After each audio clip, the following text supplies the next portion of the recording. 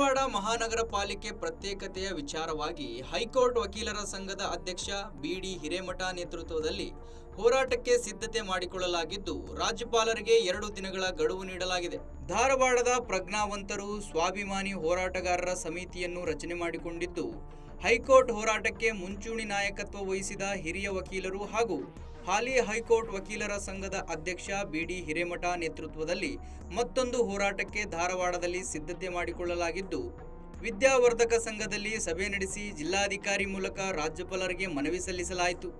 ರಾಜ್ಯಪಾಲರ ಬಳಿ ಅಂತಿಮ ಹಂತಕ್ಕೆ ಮಹಾನಗರ ಪಾಲಿಕೆ ವಿಭಜನೆ ಫೈಲ್ ಬಂದಿದ್ದರೂ ಸರ್ಕಾರದ ಅಧಿಸೂಚನೆ ರಾಜ್ಯಪಾಲರು ಪಾಲಿಸಬೇಕು.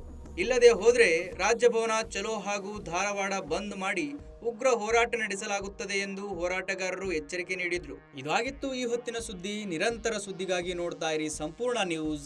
ಇದು ನೊಂದವರ ಧ್ವನಿ. ಜನತೆಗೆ ಭಾಳ ಅನ್ಯಾಯ ಆಗೈತಿ.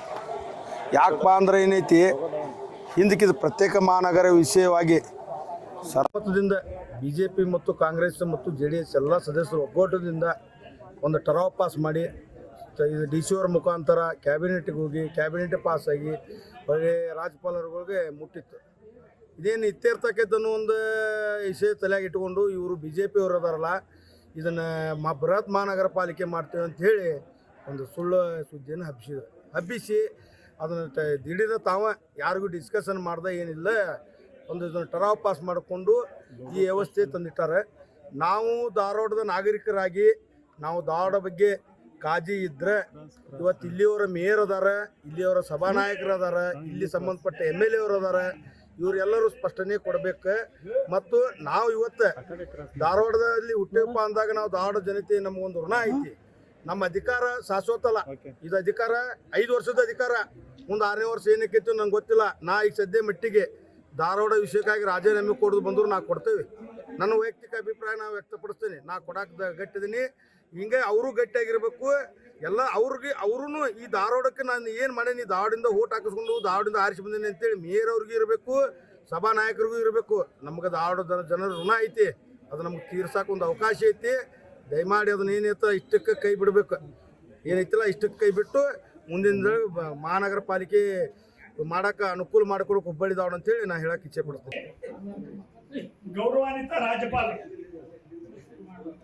ಗುಜರಾತ್, ಪಂಜಾಬ್, ತಮಿಳುನಾಡು ಸರ್ಕಾರಗಳು ಸಲ್ಲಿಸಿದ ಅರ್ಜಿಗಳ ವಿಚಾರಣೆ ನಡೆಸಿದ ಸುಪ್ರೀಂ ಕೋರ್ಟ್ ಏನು ಹೇಳ್ತು? ರಾಜ್ಯಪಾಲರು ಮಸೂದೆಗಳನ್ನ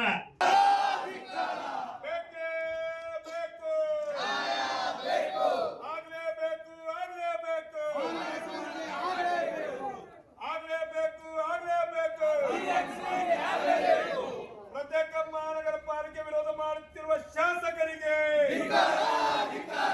ಪ್ರತ್ಯೇಕ ಮಹಾನಗರ ಪಾಲಿಕೆ ವಿರೋಧ ಮಾಡುತ್ತಿರುವ ಸಂಸದರಿಗೆ,